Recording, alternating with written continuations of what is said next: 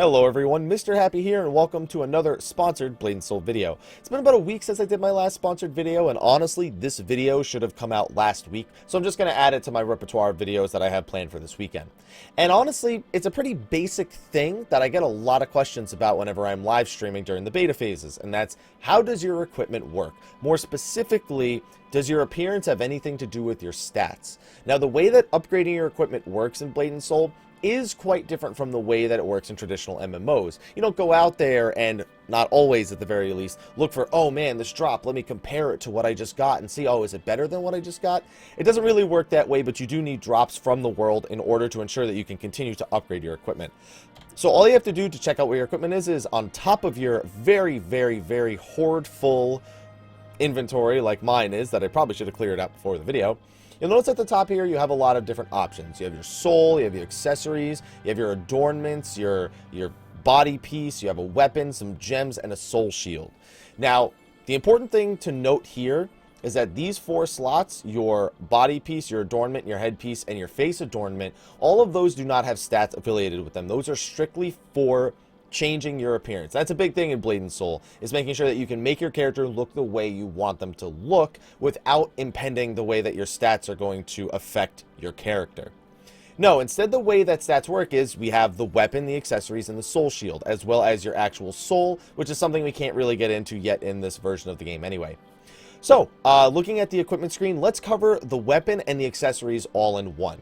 So as you're going through the early parts of the game, you'll be given a weapon, you'll be given these accessories, you'll be given an earring, a necklace, and a ring. And normally in MMOs, what you do is you actually find new equipment out in the world and you compare it to what you were given from your beginner quest, and you start replacing it as you level and go higher and higher. Instead, in Blade & Soul, you pretty much will upgrade your first weapon throughout the entire game. Your first ring, your first earring, all of those throughout the game with the drops that you get. Now, looking at the weapon real quick, you can see I have a True Infernal Sword Stage 10, and then I can transform it into an Awakened Profane Sword with these following stats, with the increased accuracy, with the almost more than double attack power, the higher block ratio, but the lower crit. And all that you have to do this is collect this sword from the location that it tells you, and then also grab these special materials in order to upgrade it. Now, that basically means, yes, you will be using your starter sword throughout the entire game, but upgrading it through these materials. Now, you'll notice that a lot of these say max. You know, the weapon says max, the necklace says max, the earring says max, but my ring, it's not maxed out yet. I can't yet transform one of these pieces of equipment without first leveling it to its maximum stage, which, as you can see, other than being stage 10, this ring is stage 8. All you have to do is use an amplifier of sorts. Now, these amplifiers, in order to actually level your accessories and your weapon, can be a multitude of things. It can be other rings and accessories. It can be certain jewels that you can get from the Hongmoon store, from the Daily Dash, which are 2 ways to get these things, from quests that you'll do as you're leveling up to 45. But when you click them, you're able to put a certain amount of them in. Let's put 2 of these. And it'll give you a minimum amount of EXP it can grant and a maximum, as well as the stat increase you'll get if you are to jump to the next stage. Additionally, you have other ingredients which can ensure that the minimum increases. It can increase the odds of hitting the maximum. But I haven't used too much of those, and the ones that I did use were at the lower levels. Just keep in mind that those are there and those are options. So now I'm back in the menu. Let's try my luck. Let's see if with these 2 small jewels we can upgrade the ring to its maximum form. Alright, we were just short of maximum form. Luckily, we can also use leftover accessories. I have a rugged necklace here that, regardless of min or max, should hit the limit that is needed.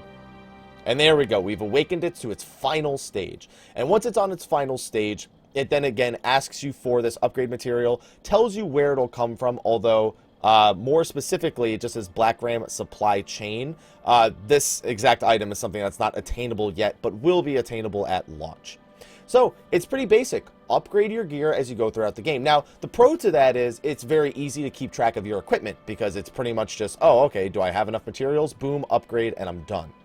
The downside to that is that you do collect a lot of weapons and accessories throughout the game, and they very often, it's just such a strange thing from an MMO to have all this equipment, and some of it does have its own stats and its own things that it has, and to just, you know, throw it all aside because you're either going to use it on the weapon or you're going to salvage it like I probably should right in the middle of this video. I mean, for example, you can see me, I could just salvage all this stuff right now, and I could get, you know, fusion powders for something we could use later. You know, you could get junk like I'm getting right now to vendor. But it is definitely a change of pace, and it is something that takes getting used to.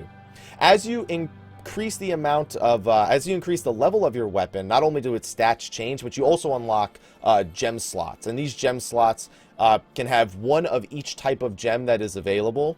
You can have, at this current moment, a maximum of 4, but as you can see, the user interface seems to have 2 additional slots open to go to 5 and 6. Not sure if that's going to be a thing later on, but I do notice that the user interface already has a lot of space primed in case they want to make additions. So you have square gems, you have triangular gems, you have pentagonal gems, which are usually the really, really good ones that you can get from things like the Daily Dash, or eventually through crafting and whatnot. And they also have a variety of effects. This one's got life drain on crit. This one's got instant recovery plus 1 crit, plus 1 critical hit rate when an enemy blocks or evades. I have, you know, a stun on this one. I can do additional damage per hit. All these things are different effects that you can give your character. Different gems have different effects, and it's all about mixing and matching to figure out what works best for you. And then on top of that, I mean, you can see some of the other ones. This one recovers HP over time when blocking, which is pretty decent if you're someone like a Blade Master who's blocking a lot. And then you have different gems that work better for PvP versus PvE. It's all about mixing and matching your options. Now, the one big thing I get asked about is this, the pizza over here that is known as the Soul Shield, or as some of you may know it from the other versions of the game, the Bopai. Now, the Soul Shields are basically the equivalent of what would be your standard equipment slots with set bonuses and stats that you can get throughout the game. Now, these drop from different world bosses, they drop from dungeons, they drop from solo dungeons, group dungeons, and these are things that you will go throughout the game and upgrade accordingly as you're leveling up and doing content. Now, on top of the fact that they each come with their own effect, some of them are predetermined and some of the ones can actually roll random stats, and it's all about mixing and matching. For example, Blade Dancer looking for a lot of crit since they're very crit dependent on their skills. And then on top of that, higher health, higher accuracy, all these things are very, very important. So it's all about knowing what your Soul Shield, what kind of stats you're looking for to get on your Soul Shield. And if you get to a point where there's a Soul Shield that's less than favorable to you, well, you do also have the option, as you can see here, as I've already gone and collected a few of them for the example, to actually merge Soul Shields together to give them additional stats. Now, the only thing I've noticed as I've been playing the beta is that a higher level Soul Shield cannot be melded onto a lower level Soul Shield. And I'm sorry I used the word melded, I am a Final Fantasy player. It cannot be fused onto a lower level one. So I had to go out and collect something that was lower level than the level 36 one I had. These Golden Devil ones are level 29, for example.